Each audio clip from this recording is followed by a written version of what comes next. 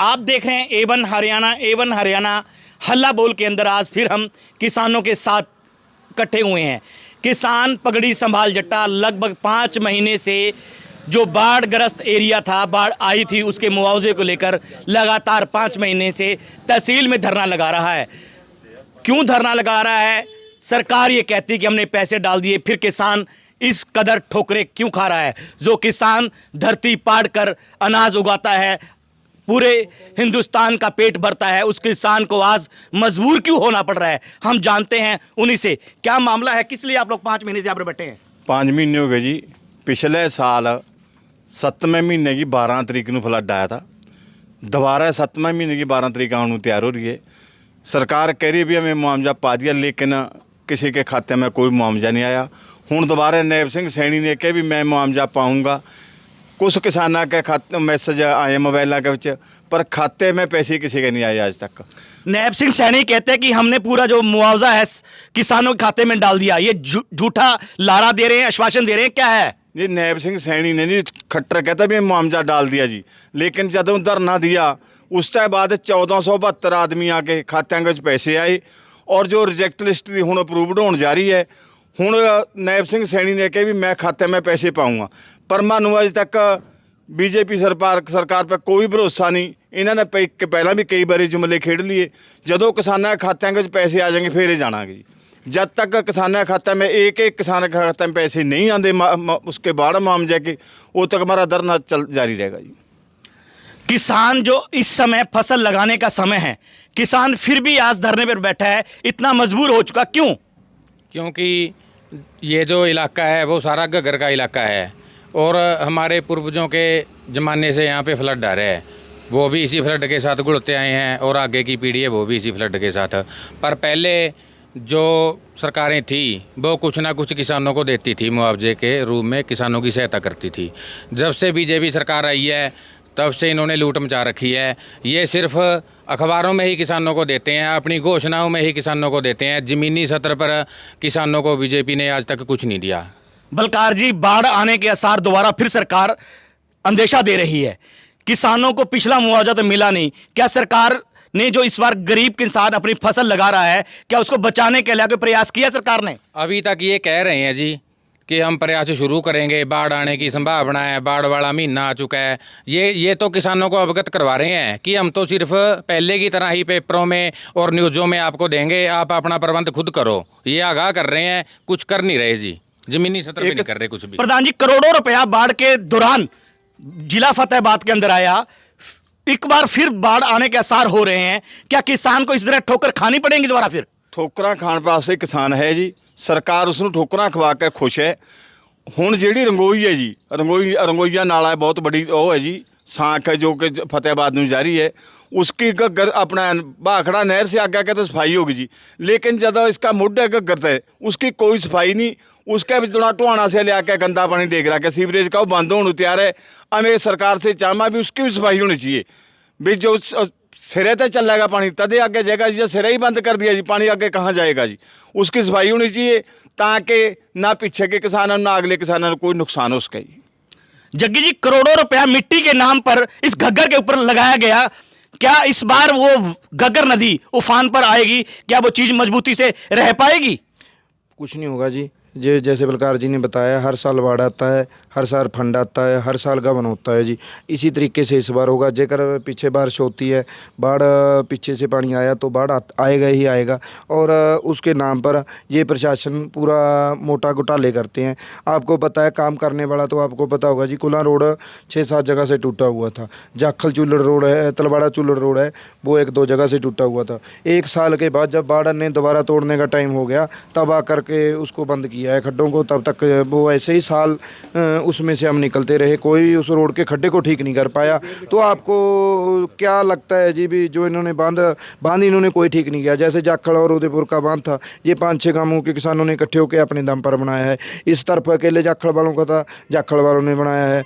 आगे जो भी कोई लगा रहा है, चांदपुरे वाला वो एक सरकारी बांध था, वो भी पंजाब के। प्रशासन तो ये कहता है कि बांध हमने बनाया है। प्रशासन तो जी कहता है ना, कागजों में फंड गबन करने के लिए कहता है, हकीकत में कुछ नहीं होता। पिछली बार भी आपको पता होगा, जब बाढ़ का पानी आया था, किसी शहर में, किसी गांव में, किसी जगह पर कोई भी अधिकारी कुछ भी सेवा लेकर वहां पहुंचा नहीं था जी। जग्गी जी, मेरा एक सवाल है कि किसान जो है मुआवजे के लिए धरने के लिए कर रहा है, लड़ रहा है, तो कोई आपके पास कोई ऐसी सलाह है कि जिससे कोई ऐसा रीज़न हो जाए, कोई ऐसा काम हो जाए कि बाढ़ आई ही ना? मैं सर वो ये एक बात पहले भी बताई थी, टोहाना से हमारे पत्रकार आए थे, उस दिन भी मैंने यही बताया था कि हमारे उत्तर भारत में आपको पता है, जब से नेहरू जी ने डैम बनाया था उसके बाद कोई नया ना तो डैम बनाया ना कोई नहर बनाए। उन्हीं नहरों, उन्हीं सूओं, खड्डों को खोद के दोबारा बना कर ये कहते हैं हमने इतने सूए पक्के कर दिए, इतनी नहर पक्की कर दी, लेकिन नया ना कोई डैम बना, ना कोई बांध लगा, ना कोई नहर बना। जब तक इस घग्गर के पानी को कहीं ना कहीं डैम बना कर इसको स्टोर नहीं किया जाएगा, तब तक ये बाढ़ आती ही रहेगी। अब मैंने एक कल यूट्यूब पर न्यूज़ सुनी थी, मेरे को नहीं पता सच्चा या झूठा, बड़े लेवल की बात है। उन्होंने बताया गया कि देश की 30 नदियों को जो सरकार है एक प्रोजेक्ट के तहत 300 नदियों को जोड़ रही है, जिसमें घग्गर नदी का नाम भी है बीच में। जेकर ऐसा कोई प्रोजेक्ट सरकार पास करती है तो इससे डोबा और सोका दोनों से बचाया जा सकता है। अन्यथा बाढ़ आने पर ऐसे खुला पानी चलेगा तो सभी खेतों में इसका नुकसान होगा ही होगा जी, और होता भी रहेगा, होता आया है जी। बलकार जी, एक बात बताएं, जो SYL है जिसका मुद्दा हरियाणा पंजाब उठा रहा है, जब बाढ़ पिछले साल आई थी और इस बार भी बाढ़ आने के आसार हैं, क्या दोनों मिलकर उस SYL में पानी छोड़ दें, जो किसान जो मरता है वो बच सकता है? बिल्कुल जी, अगर दोनों प्रदेश उस नहर को एक सहायता के रूप में यूज़ कर लें, अगर उसमें पानी छोड़ते हैं तो जिनको ज़रूरत है उनको पानी भी मिल जाएगा, जिनको नहीं ज़रूरत उनकी फसल डूबने से भी बचेगी। बड़ी अच्छी सवाल है आपका, सरकारों को इस पे विचार करना चाहिए। तो SYL का जो मुद्दा है, जो दोनों सरकारें हर साल लड़ती आ रही हैं, तो गरीब किसान का ये कहना है कि इस बार जो पानी उसमें छोड़ दिया जाए, किसान भी बच सकता है और जिनको पानी की ज़रूरत है वो भी मिल सकती है। आप क्या कहेंगे प्रधान जी इस बारे में? हमें यह कहना चाहवा जी, एक तो SYL नहर बनाई थी सरकार ने, एक हासी बनाना नहर बनाई थी। ये सरकारों के मुद्दे हैं किसानों ਨੂੰ ਲੜਾਉਣ ਵਾਸਤੇ और प्रदेशों ਨੂੰ ਲੜਾਉਣ वास्ते। ना तो SYL नहर पूरी चढ़ी हुई है जी, भी आगे पानी चला जाएगा जी, ना हासी बनाना नहर पूरी चढ़ी हुई है जी, वो भी जाकर हासी में जाकर खिंड जाएगा पानी जी। वो भी किसी तरह किसी रूप में नहर पूरी नहीं है। अगर नहर पूरी होती तो सभी को फायदा था। नहर अभी समय है तो प्रशासन को उसको तैयार कर देना चाहिए ना, किसानों को बचाने के लिए। जे सरकार चाहे जी कुछ भी कर सके, सरकार के कंट्रोल में सब कुछ है, लेकिन सरकार किसानों को मारना चाहे जानबूझ के, किसानों को बचाने की बजाय किसानों को मारना चाहे, ताकि भी किसान हमारे सामने ना बोल सके, कमज़ोर होया किसान, किसानों को दबाना चाहे। जबकि किसान एक रीढ़ की हड्डी है देश का। जब किसान खुशहाल होगा तदे देश खुशहाल हो सके, नहीं खुशहाल नहीं हो सकता। दूसरा, रणजीत चौटाला द्वारा ये कहा गया किसानों को लाखों कनेक्शन बिजली के दे दिए गए हैं, उसके बारे में क्या कहेंगे? लाखों किसानों को ना जी, पिछली बार मैं खुद आप इस पे ज़मीनी सतर पर मुद्दा लड़के किसानों को 14,000 कनेक्शन दबाया था। वो भी रणजीत चौटाला ने दबाया, प्रशासन पे धक्के से किसानों ने लिया था। लेकिन जेडे हुण भी रणजीत चौटाला बिजली मंत्री है, हमें हुण भी कह रहे हैं जो होर किसानों ने पैसे पर रखे, सिक्योरिटी पर रखे, उन्होंने होर दे दो।